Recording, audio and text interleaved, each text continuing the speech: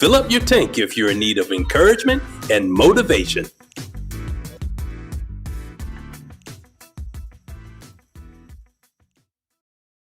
It's Joshua Lenox, the Inspiration Station. Y'all already know how we do it over here. We upsize in 2025 all day, every day. Y'all, welcome. It is September the 12th. Y'all know I'm going to say it. I don't care. You know it by now, but time is really flying. But at the same time, I'm pretty sure all of us are doing all that we can with the time that we're giving, and we're maximizing it. We're utilizing it. We're taking advantage of the time that we have because we know it can be swift, but let's be as present as we can and enjoy every moment that we can, even as much as each of you have been working so hard towards your goals on your jobs, your careers, your families, and I mean the ministries. I can just go down the list, but you all have been working so hard. But trying to be very present with what you're doing and reflecting over all the things that you've done. And I don't know why I went that way, maybe because it just needed to be said, but but anyway, hope that you all have been having a great day thus far on this good old Friday on the good ship, lollipop. Okay, I don't know where they came from. Y'all know y'all got to pray for me. Y'all not praying hard enough for my mind. But anyway, hope that everything has been going well. I hope that you are continuing to be reminded how you're able to overcome anything, any challenges that you've been dealing with today. That you are a person who is not going to cower down from challenges or obstacles when they come, but you know that you can overcome them and you can conquer them. So, as you all are coming in, I just want to say hello to everybody on YouTube Live, Instagram Live, LinkedIn, Facebook Live, also to the listeners on Spotify, Apple, Audible, and Amazon. And I'm starting to think maybe Audible, Audible is a part of Amazon, but I think it's a separate thing of how they stream it or how we have it set up. But anyway, hello to everybody. And if you're this is your first time here, just welcome, welcome, welcome. And please know that you are going to have to come back again because now you're stuck with me. So you just have to deal with it. And plus, because this is going to be the very best part of your day. I know all of you are saying you couldn't wait to get to this moment, whether you're watching live now or you're going to be watching later. You just couldn't wait to see me today. I know I'm here. I love y'all too. I know I'm the best part of your day, the best part of waking up. I told y'all not praying. You see how my mind just goes there really quick. But anyway, hold on one second, you guys.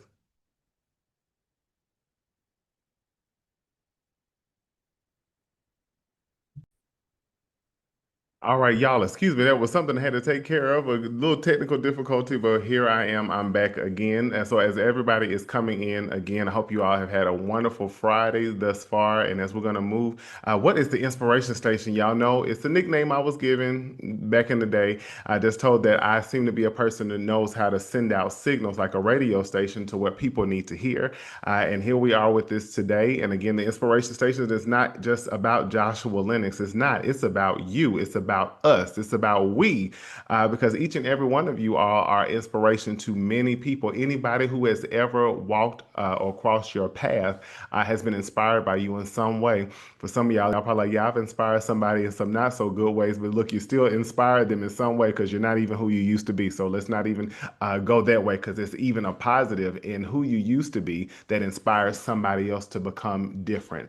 But you're an inspiration to other people as well as yourself. Each and every moment in your life, you can look back and reflect and be able to have some momentum and movement to know, hey, I have conquered many things before. I have overcome many things before. I can do anything I put my mind to. And if you want to go here, I can do all things through Christ who strengthens me. So you have proof with your life with that. So also what we do here is that we're open, we're honest, and we're vulnerable, not just with others, but also open, honest, and vulnerable with ourselves, which sometimes that can be the most challenging thing, or that can also be scary to have to be that vulnerable and open and transparent with you. Because sometimes also the relationship that's often neglected the most is the one that we have with ourselves. So, on the flip side of this, y'all, another thing is that we'll have people coming in that will be interviewed. People are starting to come off of some of their calendars that will be coming in here soon with us and being able to drop some nuggets of wisdom and shine their light for us and allow us to be encouraged and be inspired, not just to hear something, but also to do something. And that's another component here on the Inspiration Station. We're not just being inspired and encouraged and being cheered on, but also whatever is being spoken is going to allow you to move your feet towards something, move your feet towards action in some way, even if it's just in your thinking or even in your belief system, whatever that is. So, what I want to just go ahead and start with today, y'all, going to be short, but I'm kind of liking these conversational pieces because I think I'm on a soapbox right now with something. And one of the things that I noticed, I just want you all to think about the phrase that hate is the love. I'm sorry, love is the meal that hate fights to digest. Love is the meal that hate fights to digest. Sometimes when I think about when I was a kid, I just always felt like everybody should love one another. And I think most of you all are the same, I hope, right? But when I was growing up, I felt like everyone should love one another. Everyone should support one another. Everyone should encourage one another. I, for the life of me, never could even understand the word hating. People saying, you hating on them, or I got haters. They got haters, and I'm like, but why? Why is that a thing? And I remember one day, I think I was probably about maybe 16, and I would ask my mom, I asked her, I was like, why do people, quote unquote, hate on people? Why are people not celebrating? She was like, baby, everybody's not you. Everybody's not going to be happy for you see that for yourself, Josh. Everybody's not even happy for you. So why do you think that people are not going to dislike people just because? She was like, that's their prerogative. And also, we know, even as believers, as Christians, that we have enemies, and we actually need them in a lot of ways. And a lot of times, our enemies are people who don't like you, are really great indicators of how great you are, of how amazing you are, how you are. I always say sometimes that people attack what they lack. There are a lot of things that some of you all, I'm just going to dive right in, y'all. Let's go here. But a lot of things that you all have experienced, or times you've experienced, when you think about it, when you've had people who have just didn't like you they just didn't like you.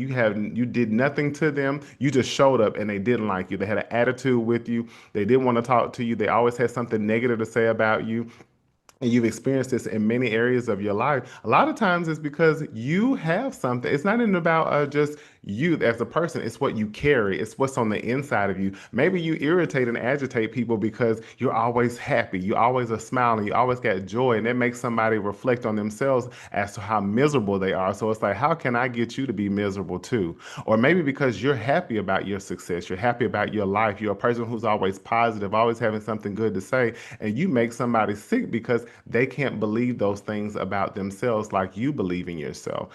But again, people attack what they lack. And again, I remember as a kid dealing with the teasing and the bullying and stuff. After a while, I was just immune to it. It was just like, even when moving around and being the new kid all the time, the new kid on the block, the new kid all the time in classes and schools and things, I just always I could pick them out. And I never understood. I'd be like, I don't bother anybody. I was always smiling. And some of you, I'm pretty sure anybody who's listening to me, you can relate to in any way. It might be a different dynamic or a different paradigm in a sense of what I'm talking about. But I was always smiling, always helping people, always wanting to be positive. I always had something encouraging to say to people. Even if I didn't really care too much for you, I always had something encouraging to say to you in spite of how you treated me or how you acted towards me. I just always would have been positive, always laughing, always being light about this. And you would think I would actually be miserable and hurt because of the things I was dealing with my peers. You would think I was evil and hateful, but I wasn't. Um, and I never understood why I could just be among my peers and somebody would immediately have something to say. And I'm like, I ain't said nothing. I ain't did nothing to nobody.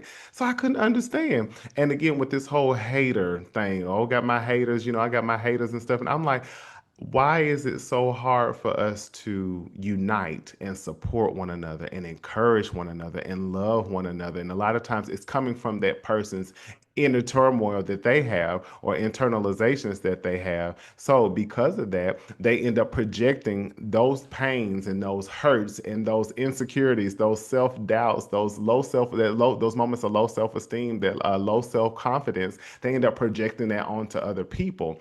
So it's not even about that you're not good at what you do. You're great at what you do. And that's probably going to irritate somebody who feels like they're not operating at their full potential, or they're not doing things that bring them joy, or they're not in a place of where they feel like they should be successful, or they don't have any, they feel like they have nothing to smile about. They have nothing to give. So because they see you doing so well as what it seems or appears to be, it agitates them. So what can I do to take your light? The word says to let our light shine before men so that they will see our good works and glorify our Father in heaven. Well, we know also the enemy comes to steal, kill, and destroy. And it's like when you think about that, you're supposed to shine your light. But what's coming to try to dim that light? And I want you to even think as I'm talking, think about the moments that you have given in to that, to where you've given in to dimming your light to make other people comfortable, dim your light to make other people accept you, dim your light to hope that people don't abandon you or reject you or neglect you, dim your light to play small to make somebody else feel big. And again, what is that stealing from you? That's stealing your authenticity. That's stealing who you are, and also causing you to wear a mask, causing you to wear a mask and hide behind that mask because you're afraid of loss in some way. I'm afraid of losing. And again, a lot of times when we talk about abandonment and rejection, I don't want to be so big and then people change their perspective about me. Who cares? And you know what's funny to me is I've always had people around me. Well, I'll say this. There have been people in my life that have been mainstays, we'll say that, mainstays that have been always very honest, bluntly honest with me, very loving, and they're still in my life today. I have a lot of people in my life who are very honest, blunt, and it's with love, and some shoot straight from the hip. And we need people like that, right? I would have them really get on to me because sometimes I would minimize what I was doing because I didn't want to agitate people. I was I remember being in a specific relationship, and I always wanted to make sure that they were supported and they had everything that they needed, and that they knew I had them. But I was naturally just being me, being an encourager and a cheerleader. But I never really wanted to talk about all the stuff that I did, but they didn't ask either. And I always wanted to just make sure they felt what they were lacking, which was, again, their support from family, friends, and things. So I always was pushing them, but they were not reciprocating that to me. So I would never talk about all the things that I'm on national television.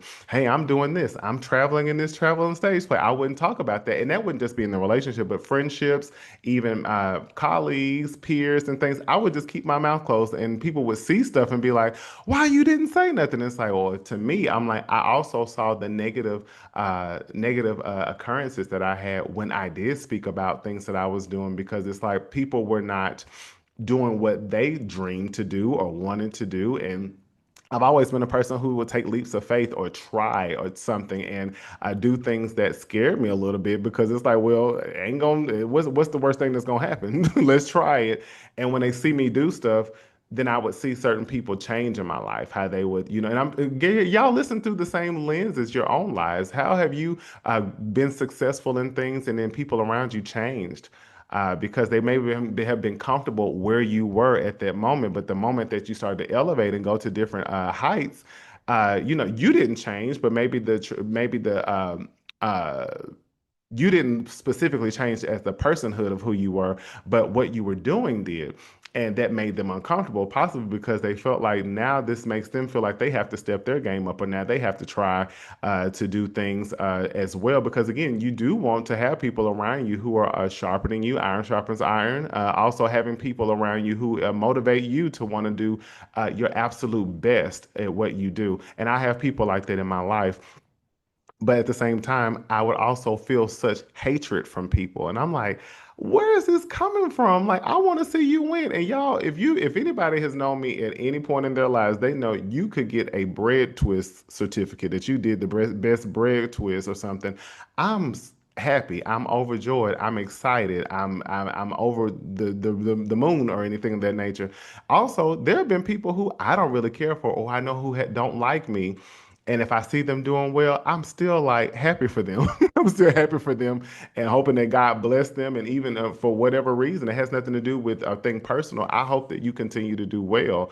But at the same time, I just could never understand. I'm like, we all have things within us that we should celebrate. We all have things within us that we could clap up for people for. It takes nothing from you. It does nothing. It takes nothing from you to love people and be excited for people when you see them do well, whether that's from a distance or whether that's up close.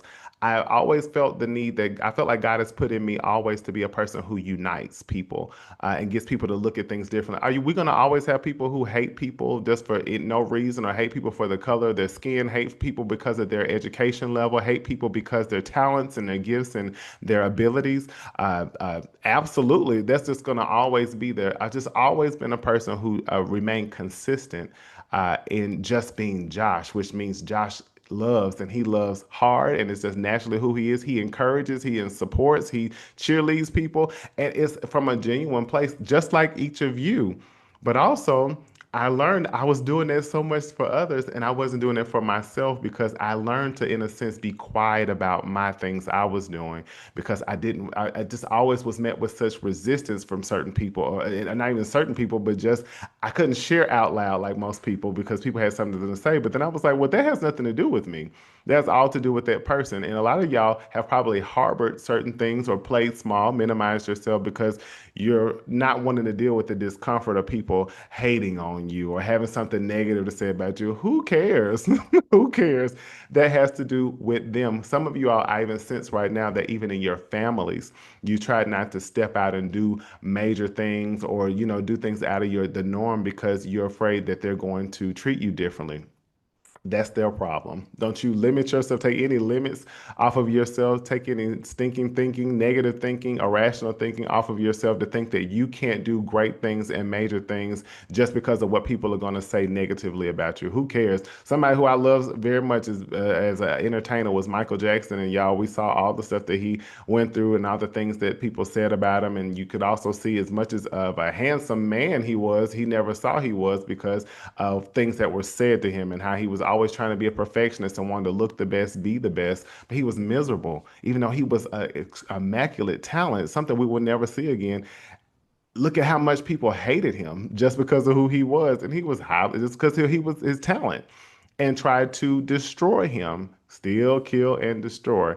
But I'm just wanting to say today, y'all, I'm kind of just on a little soapbox. I've always, if there's anything that you can take from what I'm saying today is don't lose being a person who wants to see other people win.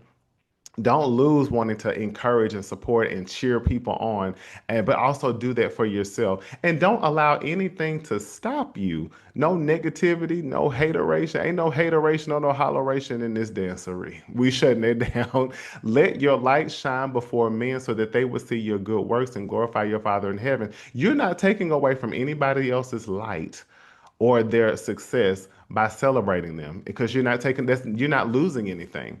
And also, we do reap what we sow. So I know that again, you shouldn't just do things just to hope that people are going to love you because everybody's not going to love you, and you're not meant for everybody. I love what Fantasia said once before. She said, I just learned I am wild. I love to squall. I love to dance. I love to cut up, and I recognize the criticism that I get, and I don't care. I'm not going to let this stop me. She said because I might not bless you, I might not bless you, I might not bless you, but I might bless you. And what if it's just that those are people who there are people who are literally that you are assigned to your gifts, your talents, and skills that are waiting for you to show up, and when you show up. They're drawn and connected to you. Everybody's not drawn and connected to you. Some people say Michael Jackson was not the best entertainer. Some people think Beyonce can't sing. I mean, I can go down the list. Some people think things about you, but guess what? That has nothing to do with you. Be authentically who you are. Celebrate yourself, love yourself, encourage yourself, but also can we do that for others? Okay?